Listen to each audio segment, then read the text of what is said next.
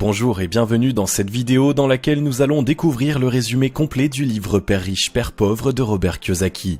Ce livre d'éducation financière fait partie des plus grands succès de Robert Kiyosaki.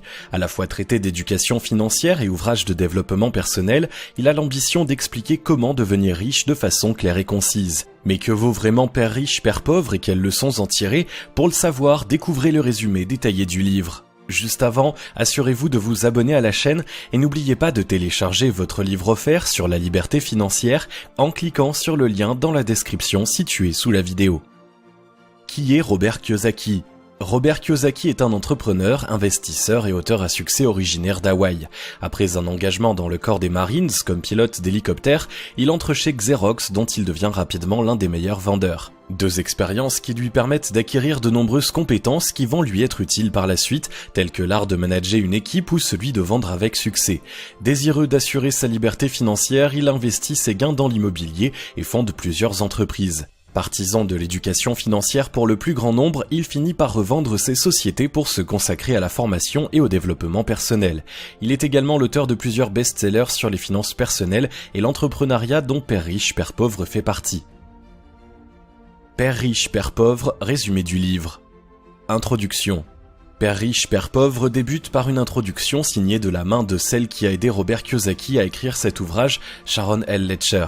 Cette comptable de formation, qui dirige aujourd'hui une société d'éducation financière, y raconte le cheminement qui l'a conduite à chercher un outil d'éducation financière différent de ce que ses parents lui avaient appris pour transmettre les bonnes bases à ses propres enfants. Une quête née d'un électrochoc provoqué par la réponse de son plus jeune fils, alors qu'elle l'encourageait à étudier pour bien gagner sa vie. « Réveille-toi maman, regarde autour de toi. Les gens les plus riches ne le sont pas devenus grâce à leur instruction. » Son cheminement l'a mené à rencontrer Robert Kiyosaki au moment où celui-ci présentait le prototype d'un jeu consacré à l'éducation financière dénommé Cashflow. Impressionné par la démonstration et convaincu par ses idées, Sharon s'est rapproché de lui pour en apprendre davantage sur sa méthode. Un intérêt qui a conduit l'homme d'affaires à lui parler de son projet de livre qui a tout naturellement conduit à leur collaboration pour le rédiger. L'auteur profite de l'introduction pour expliquer ce que c'est la rat race qu'il nomme foire d'empoigne. Les leçons. La première partie du livre est découpée en chapitres qui correspondent chacun à une leçon fondamentale en matière d'éducation financière dont Robert Kiyosaki donne l'illustration. Chapitre 1. Père riche, Père pauvre. Dans ce premier chapitre, Robert Kiyosaki revient sur son enfance singulière à Hawaï au cours de laquelle il bénéficie de l'éducation de ses deux pères. Son géniteur, Père pauvre, est un homme brillant et bardé de diplômes qui travaille pour le gouvernement. Sa vision de la réussite est celle de la majorité des gens. Faire de hautes études pour avoir un bon salaire, s'endetter pour acheter une maison et une voiture, fonder une famille, envoyer ses enfants à l'université et ne jamais prendre de risques avec l'argent. Il inculque au jeune Robert que l'amour de l'argent est la source de tous les maux et pense que les taxes sont une bonne chose car c'est à l'État de venir en aide à la collectivité. Le père spirituel de Robert Kiyosaki, Père riche, est le paternel de son meilleur ami Mike. Il n'a pas été loin dans les études, mais possède une entreprise, investit son argent et fait partie des hommes les plus riches de l'île. Il est persuadé que la richesse n'est pas une affaire d'études, mais de façon de penser, que l'argent doit être recherché pour le pouvoir qu'il procure et que chacun doit être capable de pourvoir seul à ses besoins. C'est lui qui va enseigner au jeune Kiyosaki les leçons relatées dans son ouvrage. Chapitre 2. Les riches ne travaillent pas pour l'argent. Dans ce chapitre, Père riche enseigne à Robert et Mike le piège que représente le salariat. La plupart des gens se laissent avoir par le désir de posséder tout ce que l'argent peut acheter et la peur de manquer. Ils acceptent donc de prendre un travail pour payer leurs factures, s'endettent et recommencent ainsi mois après mois. Quand ils se sont trop endettés, ils cherchent un second emploi ou un nouveau poste mieux payé. Ils consument ainsi leur vie dans une véritable foire d'empoigne et finissent leur vie dans la pauvreté. Les riches ne travaillent pas pour l'argent, ils se servent de leurs réflexions pour réussir et sont capables de fournir des efforts sans être rémunérés s'ils savent que cela finira par payer dans le futur.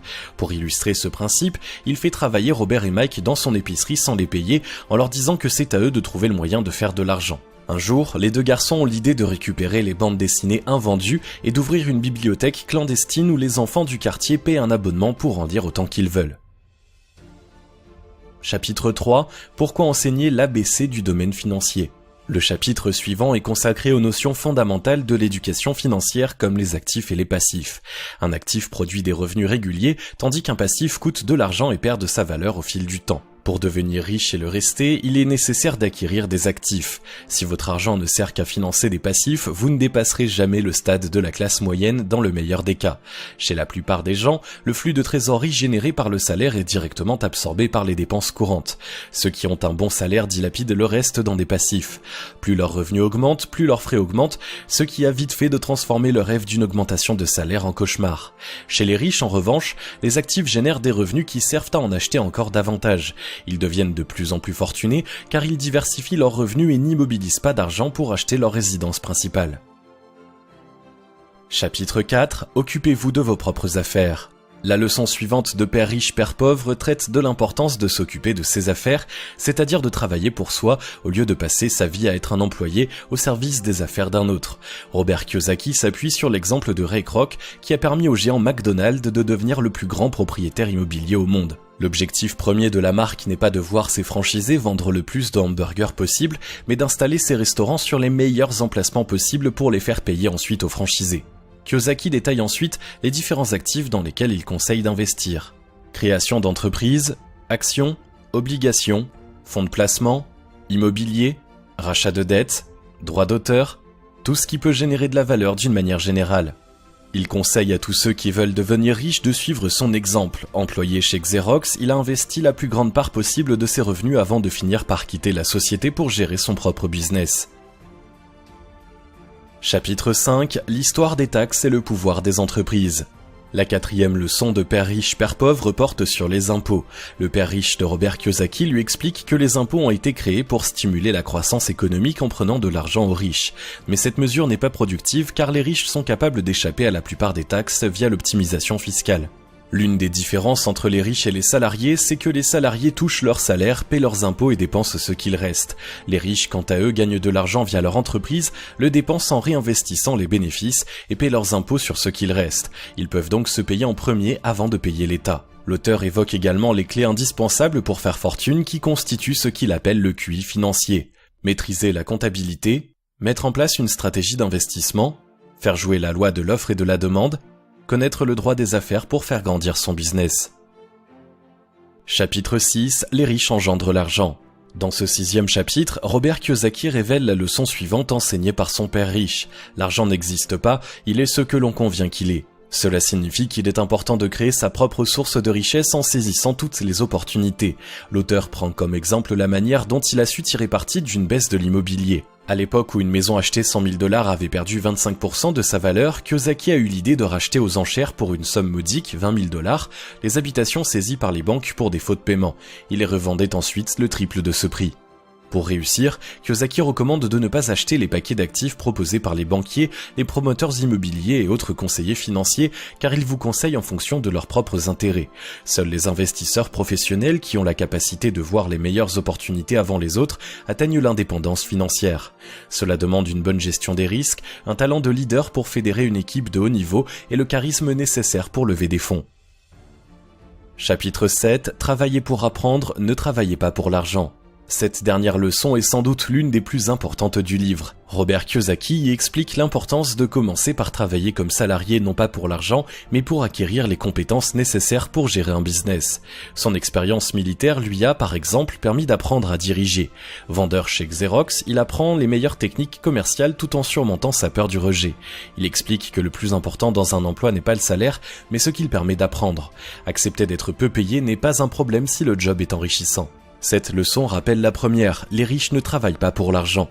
L'homme d'affaires explique la nécessité de réformer le système éducatif qu'il accuse de former des spécialistes d'une seule tâche, dont la vie se résume à courir de paye en paye jusqu'à la retraite et non des individus éclairés et autonomes. Il insiste sur la nécessité de la polyvalence d'une bonne connaissance du marketing pour vendre. Les débuts. Cette seconde partie de Père riche, Père pauvre regroupe les conseils essentiels pour ceux qui débutent leur quête d'indépendance financière en passant de la théorie à la pratique. Chapitre 8. Comment surmonter les obstacles. Dans ce chapitre, Kiyosaki dresse la liste des 5 raisons principales qui empêchent de réussir ceux qui ont reçu une bonne éducation financière. La peur, l'incrédulité, la négligence, les mauvaises habitudes, l'arrogance. La peur. Il est naturel d'avoir peur de perdre de l'argent, c'est une sensation qui ne plaît à personne. Pour Kiyosaki, cette crainte n'est rien de plus qu'une phobie qu'il faut apprendre à surmonter. Le meilleur moyen pour cela consiste à limiter les risques en épargnant dès le plus jeune âge. Ainsi, il est possible de commencer tôt à investir avec l'aide d'un conseiller en finance. Devenir riche sans cette épargne précoce n'est possible qu'à une condition, surmonter la peur de l'échec en le transformant en occasion d'aller encore plus loin. L'incrédulité. Réussir implique aussi de surmonter notre incrédulité quant à nos capacités à réussir. L'auteur explique que ces angoisses sont souvent entretenues par notre entourage qui n'est pourtant pas qualifié pour juger de la valeur réelle de projets d'entreprise ou d'investissement. Pour ne plus se laisser influencer par ce vacarme incessant, il conseille de rester concentré sur ce que vous ne voulez pas, par exemple travailler jusqu'à la fin de votre vie pour un salaire misérable pour épuiser votre motivation. La négligence. La négligence consiste à se laisser absorber par son travail ou ses loisirs au point de négliger sa famille, sa santé ou son bien-être financier, comme le font de nombreuses personnes. Pour y remédier, Robert Kiyosaki conseille de se défaire de la culpabilité qui accompagne le désir d'améliorer sa vie dans notre culture. Vouloir gagner de l'argent n'a rien de mauvais quand on fait l'effort de se demander comment faire pour obtenir ça. La paresse intellectuelle est l'ennemi de la richesse. Les mauvaises habitudes. La liberté financière exige d'avoir de bonnes habitudes quand il s'agit d'argent. Robert Kiyosaki explique que la plus importante d'entre elles tient en une phrase « Payez-vous en premier ». Il incite à le faire avant de régler toute autre facture même si l'argent manque, car la pression pour régler les autres factures indispensables force à devenir suffisamment ingénieux pour développer d'autres sources de revenus. L'arrogance. Kiyosaki définit l'arrogance comme un mélange d'ego et d'ignorance. Lorsque nous sommes arrogants, nous oublions ce que nous savons. Nous perdons donc invariablement de l'argent. Pour éviter cet écueil, il préconise l'humilité et la formation tout au long de la vie. Chapitre 9. Lancez-vous. Dans ce chapitre, il est question des 10 piliers qui permettent de réveiller le génie financier de chacun pour passer à l'action. Avoir une raison profonde. Robert Kiyosaki explique que tout objectif peut être atteint à condition de fournir les efforts nécessaires et d'avoir suffisamment de force morale pour tenir bon dans les moments d'incertitude. Cette force demande une motivation profonde basée sur quelque chose de plus grand que votre propre personne. Faire les bons choix chaque jour. Chaque jour, nous avons le pouvoir de faire des choix de dépenses qui nous rendront plus riches ou plus pauvres. Une éducation financière éclairée permet de choisir la richesse au quotidien. L'auteur invite tous ceux qui veulent devenir libres financièrement à la consolider sans cesse. Choisir ses amis avec prudence. Notre entourage joue un rôle clé dans l'état d'esprit qui nous anime et les décisions que nous prenons. Kiyosaki explique qu'il est important de s'entourer de gens riches pour apprendre d'eux. Cependant, il n'est pas nécessaire de s'éloigner de ses amis pauvres pour réussir. Il suffit d'apprendre d'eux ce que l'on ne doit pas faire et de ne pas se laisser contaminer par leur pessimisme. Maîtriser une formule qui marche et en apprendre de nouvelles. Gagner beaucoup d'argent est comparable à n'importe quel autre type de savoir. Pour faire du bon pain, un boulanger suit une recette apprise durant sa formation. Il enrichit son panel de nouvelles recettes au fil du temps pour augmenter ses revenus en proposant plusieurs sortes de pain. Robert Kiyosaki invite quiconque veut devenir riche à faire de même. Il préconise d'étudier à fond un moyen de gagner de l'argent et de le mettre en pratique, puis de passer à une nouvelle technique. Ainsi, on devient plus compétent chaque jour. Plus une personne est capable d'apprendre rapidement en faisant preuve d'agilité dans un monde qui change, plus grande sera sa réussite. Se payer en premier. Faire preuve d'autodiscipline et se payer en premier quoi qu'il arrive est le pilier le plus important de l'indépendance financière. Bien rémunérer ses courtiers. Augmenter son patrimoine pour faire fructifier son argent demande de faire appel à de nombreux professionnels dont des courtiers. L'auteur insiste sur l'importance de ne pas chercher le service le moins cher, mais le courtier le plus compétent et de le payer correctement. Il s'agit d'un investissement car un professionnel compétent permet de gagner plus d'argent in fine. Donner à l'indienne. Investir nécessite de se dessaisir d'une partie de son capital. Tout homme d'affaires avisé doit donc s'interroger avant tout sur le temps au bout duquel son argent lui sera rendu et sur la nature des bénéfices. Placer son argent sur des actifs capables de s'autofinancer est un signe d'intelligence économique. Se payer du luxe grâce à ses actifs. Kiyosaki insiste sur l'importance de ne pas céder à la tentation de faire des crédits ou de puiser dans son épargne pour acheter des biens de consommation. La meilleure solution lorsqu'on veut quelque chose est d'utiliser son esprit pour trouver un bon moyen de générer l'argent nécessaire sans s'appauvrir. Le besoin de héros. D'après Robert Kiyosaki, il est important d'avoir des héros pour réussir, des gens que nous admirons et à qui nous voulons ressembler. En marchant sur leurs traces, nous apprenons beaucoup. Leur réussite nous prouve que nous pouvons faire la même chose si nous travaillons suffisamment. Enseigner pour recevoir. Le dernier pilier de la richesse, selon l'auteur, réside dans l'art de la générosité. La meilleure manière de recevoir quelque chose est de commencer par le donner, même lorsque nous avons l'impression de ne pas en posséder assez. Les riches le deviennent car ils apportent de la valeur aux autres. Plus on enseigne à ceux qui nous entourent et plus on apprend d'eux en retour. Chapitre 10. Voulez-vous en savoir davantage ? Dans cet ultime chapitre de Père riche, Père pauvre, Robert Kiyosaki rappelle l'importance de prendre régulièrement le temps de se poser pour évaluer sa stratégie et la corriger au besoin. Il traite également de l'importance de se rapprocher des personnes qui ont déjà réussi pour se créer un réseau et apprendre plus vite. Enfin, il conseille avant tout de passer à l'action aussi souvent que possible. Père riche, Père pauvre a le mérite de démontrer qu'il est possible de devenir riche à condition d'oublier ce que l'école nous apprend pour se former à la vraie éducation financière. Il est associé à une controverse au sujet de l'existence réelle du Père riche de Robert Kiyosaki. Il est en effet probable, de l'aveu même de son auteur lors d'une interview, qu'il corresponde davantage à une allégorie qu'à une personne réelle. Cependant, cela n'enlève rien à la valeur des différentes leçons énoncées. Un livre inspirant à recommander pour celles et ceux qui veulent prendre leur avenir en main. Si vous avez aimé cette vidéo, merci de liker, partager, commenter et surtout vous abonner à la chaîne. Vous êtes également libre de recevoir le nouveau livre 5 étapes pour atteindre la liberté financière en cliquant sur le lien situé dans la description en dessous de la vidéo et on se retrouve très vite pour une prochaine vidéo.